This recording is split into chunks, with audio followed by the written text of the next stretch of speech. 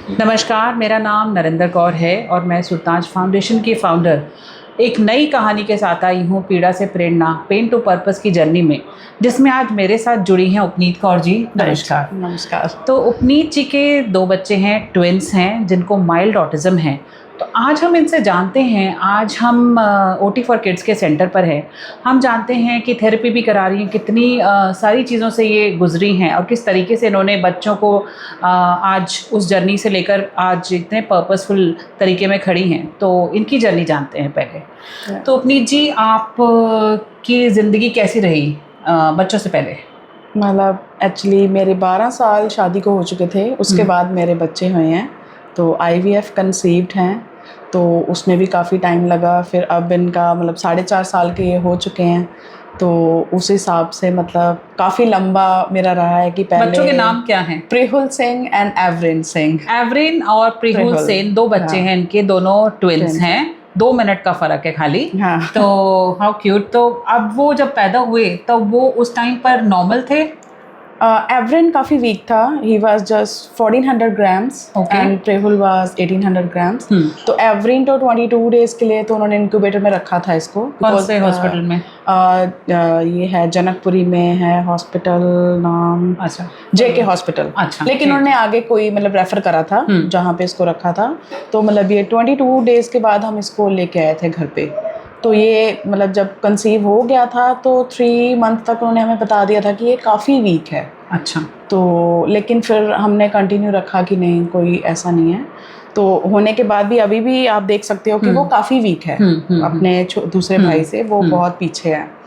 तो बस यही चल रहा है इनका। तो आपने जब हुए बच्चे तब वो रूटीन क्या था उनका, किस तरीके से मतलब आपने उनको पाला? आप जॉब करती हैं? नहीं, मैं जॉब नहीं करती हूँ और मेरे मतलब घर पे अकेली हूँ मैं, मदर इन लॉ नहीं है। अच्छा। तो फिर मतलब मैं अपने मम्मी के पास शिफ्ट हो गई थी, पेरेंट्स के पास पंजाब में। तो फिर वहीं पे हम रहे थे ऑलमोस्ट 8 to 9 मंथ्स, क्योंकि वहाँ पे मेरी एक फैमिली है काफ़ी, मेरे दादी चाची सब हैं। तो फिर सब ने मिल के मतलब काफ़ी हेल्प हो गई थी मुझे कि ये बड़े हो गए। को पालना बहुत मुश्किल होता है, बिकॉज ट्विन्स थे और घर पे मेरे साथ कोई है नहीं, उसके हेल्प के लिए कोई नहीं था, इसीलिए। तो अब कैसे, आप किस तरीके से करती हैं? अब भी मुझे भी पता चल गया है कि कैसे इन दोनों को लुक आफ्टर करना है, और उनको भी हैबिट होगी अकेले। कोई अटेंडेंट या कोई? नहीं, वी कांट अफोर्ड एक्चुअली। तो वो है। तो अभी ये है कि अभी भी जो इनके सेशंस चल रहे हैं वो तो करवाने ही थे। तो दैट्स व्हाई हम अब इनको क्या डिलेज है, सिम्टम्स क्या है? इनका सिम्टम ये मतलब जैसे वही छोटे बच्चे का पता चल जाता है कि जॉइंट फैमिली में है तो कुछ बोल रहा है, कुछ मांग रहा है, तो इनकी ये सब चीज़ें नहीं थी। तो फिर जब जैसे ही हमें धीरे धीरे पता चलते चलते चला कि हाँ ये सब इनमें प्रॉब्लम्स हैं, फिर हमने इनके डॉक्टर से कंसल्ट करा। उन्होंने फिर जो इससे रिलेटेड टेस्ट हैं वो सब करवाए। फिर उन्होंने रेफ़र करा कि नहीं, इनकी थेरेपीज़ होंगी तभी ये ठीक हो पाएंगे, क्योंकि कोई मेडिसिन नहीं है इस चीज़ के लिए, सिर्फ थेरेपीज़ ही हैं जिससे ये कवर हो पाएंगे। तो फिर हमें यहाँ का पता चला कि काफ़ी अच्छा है।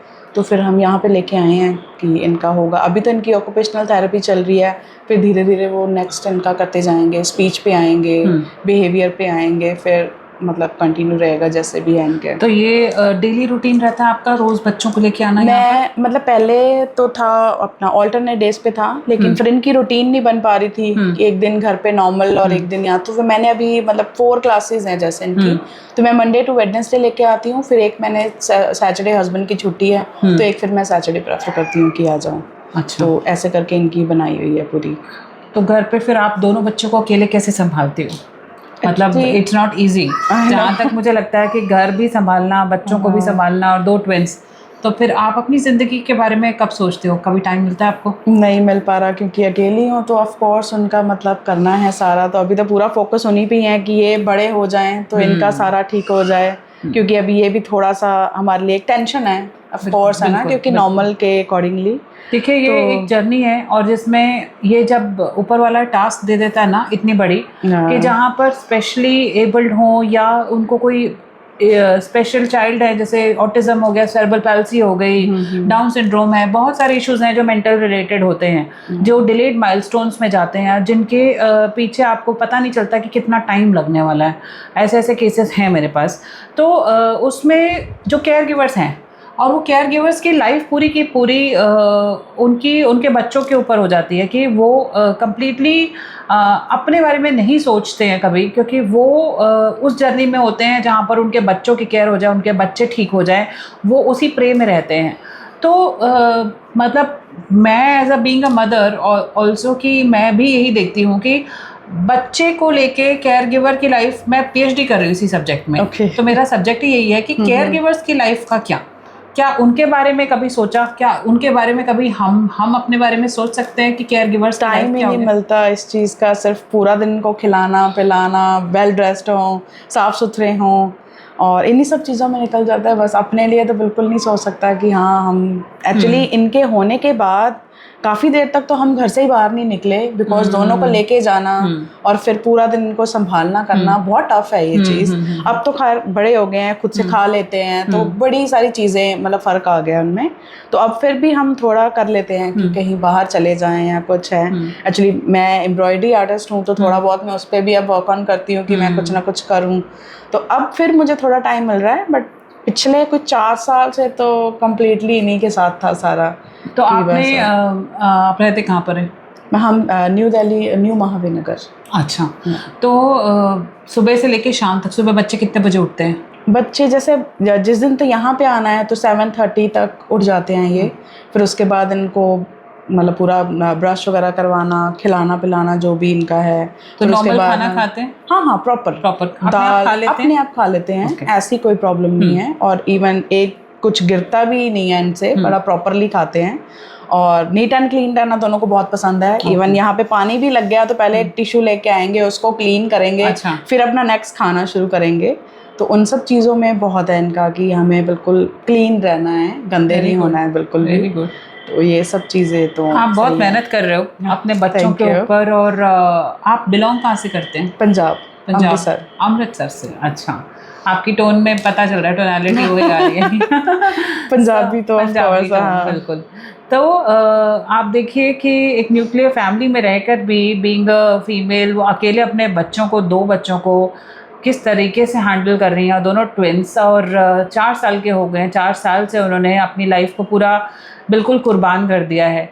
तो आपने कभी ये सोचा था कि आपकी लाइफ में इतना बड़ा टर्न अराउंड आएगा और ऐसी ज़िंदगी एकदम से अचानक की पूरी डेडिकेटेड लाइफ बन जाएगी? Never. Have you ever thought of कि ये एक स्ट्रगल है या ये एक पावर है? किस तरीके से आप उस चीज़ को लेते हैं? पावर कि मैं उस चीज़ को बहुत अच्छे तरीके से मतलब कर पा रही हूँ। और मुझे है कि हाँ मुझे अपने बच्चों को सही करना है, लाइक जैसे नॉर्मल सारे हैं बिल्कुल उन्हीं की तरह, जो उनकी एज है वो भी वैसे ही रिएक्ट करें, वैसे ही खेलें और हर चीज़ करें। तो बस यही है। Very nice. क्योंकि ये इन्होंने अर्ली इंटरवेंशन किया। अर्ली इंटरवेंशन की वजह से जो बच्चों की डिलेड माइलस्टोन होते हैं, अगर आप अर्ली इंटरवेंशन करोगे तो बहुत रिकवरी के चांसेस बढ़ जाते हैं। और रिकवरी जो है वो स्लोली इतनी सक्सेस स्टोरीज बन जाती हैं जहाँ पर आपके बच्चे में नॉर्मल बच्चे की तरह बिल्कुल तरीके से वो रिकवर कर जाता है। तो अभी कितना टाइम हुआ आपको थेरेपी कराते हुए? अभी तो मुझे खाली 2 वीक्स हुए हैं। ओके। हाँ। तो आपने बहुत मेहनत कर रहे हो और बहुत ही आगे सपोर्ट मैं कहती हूँ कि सोसाइटी का भी मिलना चाहिए, क्योंकि ये एक टास्क है, ये एक टसल है जिस लाइफ से आप निकल रहे हो, जिस लाइफ से मैं निकल रही हूँ, और जिस लाइफ से बहुत सारे पेरेंट्स जो हैं वो निकल रहे हैं। वहाँ एक दूसरे की सपोर्ट की ज़रूरत पड़ती है, वहाँ एक दूसरे की हिम्मत बन के खड़े रहना पड़ता है। क्योंकि आज मुझे अगर कोई तकलीफ़ है तो शायद मेरे जैसा पेरेंट आप ही होगे, वही समझ सकता है कि उस तकलीफ़ को, कि उस तकलीफ़ से वो निकल रही है। कोई हमारे तकलीफ़ को नहीं समझ पाएगा क्योंकि वो नॉर्मल बच्चे पाल रहे हैं। और नॉर्मल बच्चे और इन बच्चों में बहुत फ़र्क होता है। किस तरीके की कितनी टफ ज़िंदगी होती है वो मैं जानती हूँ, और कितनी मुश्किलों से निकलना पड़ता है। तो और आप क्या शेयर करना चाहते हैं कि आपने कभी कुछ ड्रीम्स देखे कि मैंने ये करना है लाइफ में आगे, या आगे ये बढ़ना है, कि वो उन ड्रीम्स के बारे में आपने कभी सोचा? कि मैंने जैसे बताया कि मैं एक एम्ब्रॉयडरी आर्टिस्ट हूँ और मैंने फैशन डिज़ाइनिंग करी हुई है। तो मेरा ड्रीम है कि मैं अपना एक बुटीक ओपन करूँ जिसमें मतलब हर चीज़ हो, जैसे लाइक लेडीज़ का जो हो पूरा। तो है कि मेरे बच्चे जब थोड़े बड़े हो जाएंगे और बिल्कुल नॉर्मल अपनी लाइफ में आ जाएंगे तो डेफिनेटली मैं वो चीज़ शुरू करूँगी। अभी भी अपना एक छोटा सा पेज चला रही हूँ मैं इंस्टाग्राम पे। अच्छा। तो लेकिन ये कि अभी वो काफ़ी लो लेवल पे है, तो इन फ्यूचर हम आपको सपोर्ट करेंगे। मेरे पास ग्रुप है, मैं आप भी आपको ग्रुप में ऐड करूँगी। तो बहुत सारे लोग जुड़े हुए हैं इसके साथ। Thank you so much. तो ये चीज़ हमें एक दूसरे के सपोर्ट की ज़रूरत है, तभी आगे कम्युनिटी बनती है और आगे समाज में हम बीइंग अ वुमेन एंड अब तो वैसे भी विकसित भारत में वुमेन लेड डेवलपमेंट, तब ये विकसित भारत 2047 की मोदी जी ने डिक्लेरेशन की है, तो वुमेन एम्पावरमेंट तो बहुत ज़्यादा ज़रूरी है और वुमेन को आगे लेके आना, सेल्फ डिपेंडेंट बनाना बहुत ज़्यादा ज़रूरी है। तो वो डेवलप तभी होंगी कि वो सेल्फ फाइनेंशियली अपने आप को स्ट्रॉन्ग कर। Financial freedom is very important आज की डेट में। अब आपसे पहले एक पेरेंट जिन्होंने बताया कि वो सिंगल फीमेल हैं और सिंगल पेरेंट अपने बच्चे को किस तरीके से पाल रही है। She is only 30 years and इतनी स्ट्रगल के साथ, इतनी हैवी लाइफ के साथ। ये वाला सेशंस हैं, ये काफ़ी कॉस्टली होते हैं, बहुत कॉस्टली हैं, पर सेशन है ना, तो उसका मतलब जाता है। तो एक नॉर्मल मतलब जो है उसके लिए ये सब कर पाना, जैसे आप सिंगल पेरेंट बता रहे हो, बहुत मुश्किल है, बहुत ज़्यादा मुश्किल है। बिकॉज आपको एक पर्टिकुलर अमाउंट सिर्फ इधर ही पे करनी है, उसमें आपने बाकी सारा करना बहुत टफ है, नहीं हो सकता। आप देखिए पूरी फिजियोथेरेपी उसके साथ वो रिहैबिलिटेशन वो सब करने के बावजूद आपके पास बचता क्या है? आपकी लाइफ पूरी डेडिकेटेड हो जाती है कि आपने इतना खर्चा किया, उसके बाद घर का खर्चा, रेंटेड, मतलब हमें सबसे पहले ये चीज़ निकालनी पड़ती है, बाकी सब खर्चे हम उसके बाद करते हैं कि ये हमारे लिए सबसे इम्पोर्टेंट है, पहले हमें अपने बच्चों के लिए करना है, बाकी चीज़ों को तो हम कंट्रोल कर लेंगे, बट इसको हम कंट्रोल नहीं कर सकते हैं। ये तो हमें जो स्पेंड करना है वो करना ही है। दैट्स वाई मैंने अपना करा था कि हस्बैंड पे पूरा बर्डन ना आए, एटलीस्ट मैं कुछ छोटा मोटा उनके साथ मेरा लगे ताकि मैं उनको कुछ सपोर्ट कर पाऊँ। तो इसीलिए मैंने वो करा था कि चलो मेरा थोड़ा बहुत कुछ चलेगा, उनका तो जो है ही है, बाकी घर का चल रहा है तो सारा चलता रहेगा। बाकी चलो अभी यहाँ तक पहुँचे, आगे भी जाएंगे, बिल्कुल जाएंगे। जिंदगी आगे लंबी है और हारना नहीं है, क्योंकि जो हार गया वो गया। तो डर के आगे जीत है और इस डर से तो ये कब की निकल चुकी हैं, क्योंकि अब डर जो है, जब ऐसे बच्चे आते हैं स्पेशल चाइल्ड, तो ऊपर वाला इतनी हिम्मत दे देता है कि वो उन्हीं लोगों को देता है जो उनको पाल सकते हैं। और दिन रात की कड़ी मेहनत है और उस तरीके से अगर आपने उसको ले लिया तो ऊपर वाले ने इस चीज़ का फल देना ही देना है। तो आखिरी में आप कुछ कहना चाहती हैं? बस यही कि हिम्मत रखो और ये टाइम भी निकल जाएगा और आपके बच्चे बिल्कुल ठीक हो जाएंगे, कोई प्रॉब्लम नहीं है। तो बस अपने आप में यकीन रखो, यही कह सकती हूँ।